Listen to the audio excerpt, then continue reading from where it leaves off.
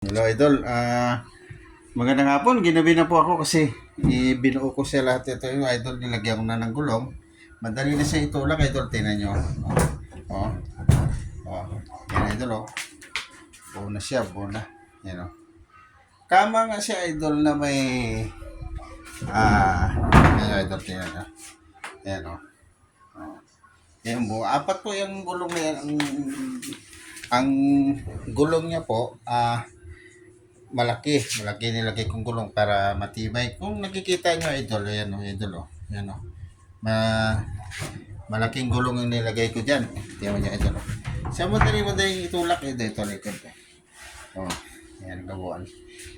Ito Idol, higaan po siya yung ibabaw. Ayan Idol, tingnan nyo. Ayan, tapos yung loob, Idol, tingnan nyo. Ayan o. O, ayan. Yan siya po Idol o. Oh, hindi sagra. Ayos yan, Idol, di ba? Pag mayroong unan, kumot, at banig, pwede po siya ilalagay dyan sa loob. Tingnan mo, Idol, oh. Oh, tingnan nyo. Oh, di ba? Higaan po yung ibabaw na yan. So, magandang gabi nga pala sa inyo lahat yan, Idol. Shout out sa inyo lahat yan. At sana tuloy-tuloy yung suporta nyo sa akin at maraming salamat sa inyo lahat yan, mga Idol. Yan o.